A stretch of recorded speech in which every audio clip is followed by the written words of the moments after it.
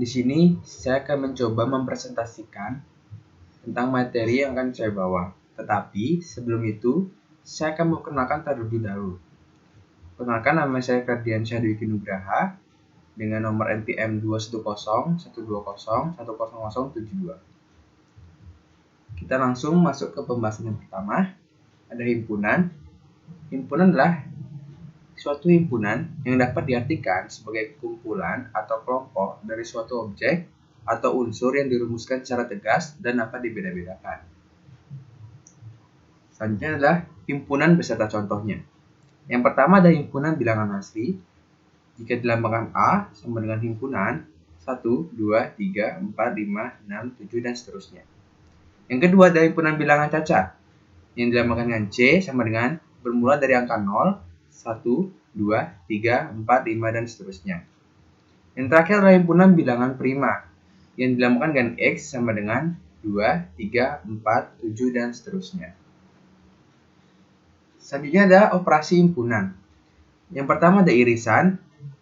Jika kita tulis persamaannya, A irisan B sama dengan himpunan X sedemikian rupa di mana bilangan X elemen dari A dan X elemen dari B. Yang kedua ada gabungan. Jika kita tulis persamaannya, ada A gabungan B sama dengan himpunan X sedemikian rupa X bilangan A elemen dari A atau X elemen dari B. Yang terakhir ada komplement. Yang kita tulis persamaannya itu A pangkat C sama dengan himpunan X sedemikian rupa di mana bilangan X elemen dari S, tetapi X bukan elemen dari A. Selanjutnya kita bahas dari contoh soal himpunannya.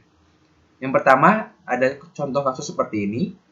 Dari 50 investor, dinyatakan bahwa 25 orang investor menanamkan dana ke dalam saham biasa. 20 orang lagi menanamkan dana ke dalam saham obligasi, sedangkan 15 orang tidak menanamkan dananya.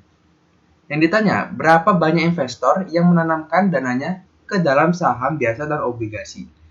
Dan gambarkan diagram Venn-nya. Oke, mari kita jawab. Yang pertama kita harus klasifikasikan dulu. Ada A besar, kita klasifikasikan sebagai orang yang menanamkan saham biasa. Sedangkan yang B besar, itu orang yang menanamkan saham obligasi. Yang A kecil, kita anggap sebagai total investor. Yang B, kita anggap orang yang tidak menanamkan sahamnya sama sekali. Jadi kita bisa jawab langsung dengan rumus seperti ini. Jumlah A, sebentar, karena ini pertanyaannya berapa banyak investor, berarti kita akan memakai irisan.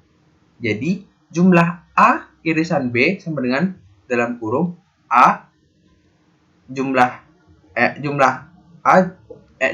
A tambah jumlah B dalam tutup kurung dikurang jumlah A kecil dikurang B kecil dalam tutup kurung. Jadi kita bisa dapat penjumlahan seperti ini. 25 ditambah 20 dalam kurung dikurang 50 dikurang 15 dan mendapatkan hasil 10. Jadi kita bisa dapatkan irisannya sebesar 10. Karena yang ditanya adalah berapa banyak investor yang menanamkan dananya ke dalam saham biasa atau obligasi, tinggal kita kurangkan saja. Yang 25 kita kurangkan 10 menjadi 15. Yang 20 kita kurangkan 10 menjadi 10. Jadi kita bisa dapatkan diagram Venn-nya seperti yang di gambar ini. A yang menanamkan saham biasa ada 15 orang. Yang B yang 10 orang bisa menanamkan saham obligasi. Sedangkan yang tidak menanamkan kita taruh di luar sebanyak 15 orang. Oke, selanjutnya kita masuk ke deret. Deret juga ternyata bisa diterapkan di bunga majemuk. Rumus bunga majemuk sendiri pun ada Fn sama dengan P 1 tambah I pangkat N. Nah, rumus bunga majemuk sendiri pun ternyata sama atau identik dengan rumus deret ukur yang ada di sebelahnya. Seperti Sn sama dengan A kali P pangkat N kurang 1.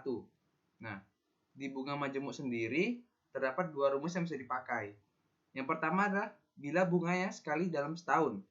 Yang kedua, bila bunganya lebih dari sekali dalam setahun. Untuk yang sekali setahun, kita pakai rumusnya Fn sama dengan P 1 tambah I pangkat N. Nah, untuk yang di sebelahnya itu bisa untuk kita mencari nilai awalnya. Kita pakai P sama dengan 1 per 1 tambah I pangkat N kali F.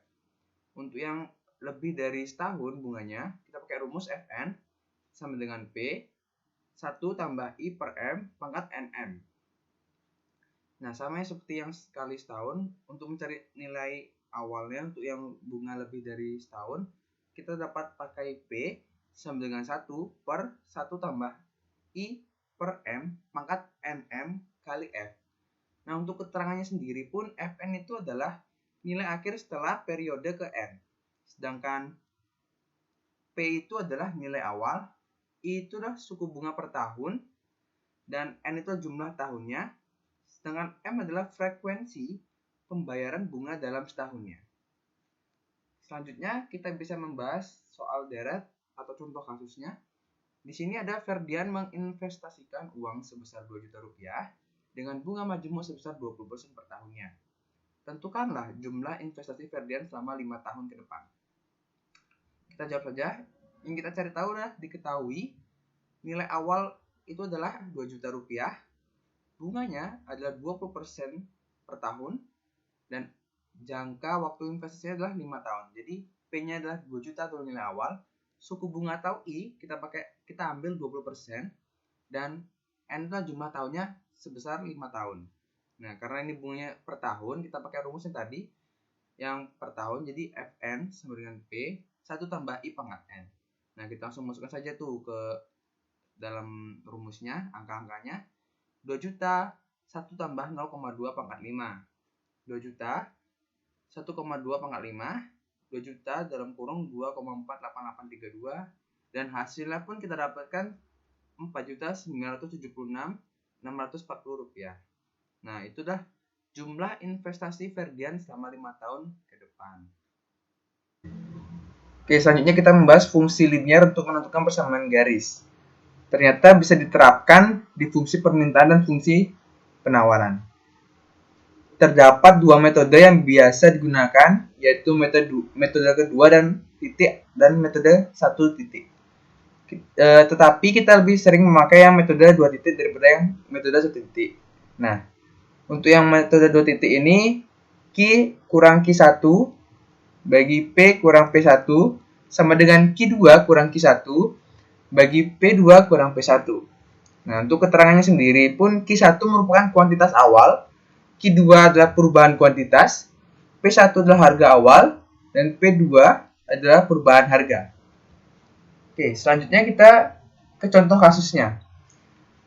Pada saat harga buku 200, permintaan akan buku tersebut sebanyak 10 unit. Dan ketika harga buku turun menjadi 100, permintaannya akan menjadi 50 unit. Nah, kita disuruh cari fungsi permintaan dan gambarkan grafiknya. Oke, kita langsung jawab saja. Diketahui Q1-nya itu adalah 10 unit, P1-nya adalah 200, Q2-nya adalah 50 unit, P2-nya adalah 100. Nah, kita langsung masukkan saja ke rumus atau ke metode 2 titik tadi. Jadinya Q kurang 10 bagi P kurang 200 sama dengan 50 kurang 10 bagi 100 kurang 200. Di bawahnya Q kurang 10 bagi P kurang 200 sama dengan, karena 50 kurang 10 jadi 40, 100 kurang 200 jadi 100. Jadinya 40 min 40 bagi 100. Nah, kita tulis di bawahnya Q kurang 100 sama dengan, karena min 40 bagi 100 adalah 0,4, jadinya min 0,4 kali P kurang 200. Nah, langsung kita cari aja jumlahnya. Q sama dengan 0,4 dikali P sama dengan min 0,4 P. Min 0,4 kali 200 adalah 80, jadi plus 80. Sedangkan yang 10 kita pindah ruas ke kanan, dari min menjadi plus. Jadi kita dapatkan hasil fungsi permintaan adalah Q sama dengan 90 kurang 0,4 P. Nah, kita sudah dapat fungsi permintaannya. Sekarang kita coba gambar grafiknya. Nah, untuk mencari grafik kita harus tahu titik potong sumbu Q dan sumbu P. Nah, untuk yang titik potong sumbu Q, kita misalkan P-nya adalah 0. Jadinya kita masukkan fungsi permintaan yang sudah kita dapat tadi, Q sama dengan 90 kurang 0,4 P. Sama dengan 90 kurang 0,4 kali 0. Jadinya 90 untuk Q-nya. Sedangkan yang titik sumbu P-nya itu kita misalkan Q-nya adalah 0. Jadinya Q sama dengan 90 kurang 0,4 P. 0 sama dengan 90 kurang 0,4 P. Jadinya P sama dengan 90 bagi 0,4. Hasilnya 225. Nah, di sebelahnya itulah contoh gambar grafiknya. Jika kita masukkan angkanya di 0 P-nya itu 0,225, sedangkan yang Q-nya 0,50. Langsung kita tarik garis saja dan ketemulah grafiknya. Oke, selanjutnya kita bisa masuk ke fungsi linear. Di dalam fungsi linear, kita bisa menerapkan fungsi permintaan dan fungsi penawaran. Di sebelah kiri kita bisa lihat adalah fungsi permintaan dalam bentuk umumnya seperti QD sama dengan A kurang BP. Sedangkan yang PD sama dengan A kurang BQ adalah bentuk umum lainnya. Nah, jika kita lihat grafik di bawah itu menunjukkan arti semakin mahal harga barang, permintaan akan lebih sedikit. Sedangkan yang sebelah kanan adalah fungsi penawaran dalam bentuk umumnya itu seperti S sama dengan min A plus BP. Sedangkan yang S sama dengan A plus BQ adalah bentuk umum lainnya. Jika kita lihat grafik juga yang di bawah itu, kita bisa mengartikan bahwa semakin mahal harga barang, maka yang ditawarkan akan semakin banyak oleh perusahaan. Selanjutnya, kita bisa membahas contoh kasus. Dalam perekonomian, permintaan produk oleh masyarakat memenuhi fungsi permintaan QD sama dengan 140 kurang 2P dan fungsi penawarannya QS sama dengan min 70 plus 4P. Yang ditanya ini adalah tentukan harga dan kuantitas keseimbangan pasar yang berlaku pada perekonomian tersebut. Langsung kita jawab saja ya. QD sama QS ini kita pakai rumus dari dari keseimbangan pasar. Jadi rumusnya itulah QD sama dengan QS, yaitu fungsi permintaan sama dengan fungsi penawaran. Jadi kita langsung masukkan saja angkanya. 140 kurang 2P sama dengan min 70 plus 4P. Jadi kita yang pindah ruas 140-nya ke kanan jadi min, plus 4P pindah ruas ke kiri jadi min. Jadi akan ada hasilnya min 2P kurang 4P sama dengan min 140 kurang 70. Jadinya min 6P sama dengan min 210. Akan P menjadi 35 karena 210 dibagi 6 ada 35. Nah, itu baru harganya saja. Untuk mencari kuantitas kita perlu mensubstitusikan P-nya ini atau 35-nya ini ke dalam fungsi penawaran atau fungsi permintaannya. Boleh memilih salah satu. Jadi kita mau pakai yang 140 kurang 2P atau min 70 plus 4P. Karena di sini kita memakai yang 140 kurang 2P, jadi kita langsung masukkan saja angkanya. Q sama dengan 140 dikurang 2P. Q sama dengan 140 kurang 2 dalam kurung 35, karena P-nya 35. Jadinya Q sama dengan 70. Jadi perhitungan fungsi permintaan dan penawaran yang diketahui bahwa harga keseimbangan adalah 35 dan jumlah barang keseimbangan adalah 70 unit. Oke, selanjutnya kita masuk ke fungsi linear di dalam penerapan fungsi penerimaan atau pendapatan. Jadi, penerimaan total atau TR perusahaan didapatkan dari harga produk atau P yang dikalikan dengan kuantitas produk yang terjual atau Q. Nah, di mana TR ini merupakan fungsi Q, jadi yang berperan sebagai variabel adalah variabel Q. Jadi besar kecilnya barang yang terjual itu mempengaruhi besarnya nilai TR. Nah, untuk yang di sebelah kanan ini adalah gambar grafiknya, bermula dari titik 0 ke kanan atas. Selanjutnya, kita masuk ke contoh kasusnya. Sebuah perusahaan menjual sebuah produk dengan harga 1.000 per unit. Carilah persamaan penerimaan total dan berapa besar penerimaan jika terjual sebanyak 500 unit. Sertakan gambar kurva penerimaannya. Oke, langsung kita jawab saja. Yang diketahui adalah P 1.000 per unit. Nah, langsung kita masuk ke rumus yang tadi aja. TR sama dengan P kali Q. Jadinya kita temukan persamaan TR sama dengan 1.000 Q.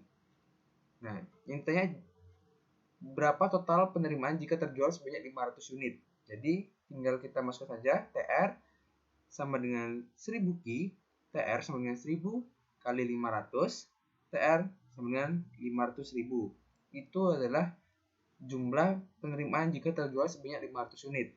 Untuk kurvanya sendiri, kita langsung tarik garis saja, 0 ke P atau 1000, 0,1000. Untuk yang Ki 0,500. Jadi langsung kita tarik garis saja dari 0 ke kanan atas. Ketemulah kurva penerimaannya. Sekian, terima kasih presentasi yang telah saya berikan. Mohon maaf jika ada kesalahan kata ataupun penjelasan materi yang kurang lengkap. Sekian, terima kasih.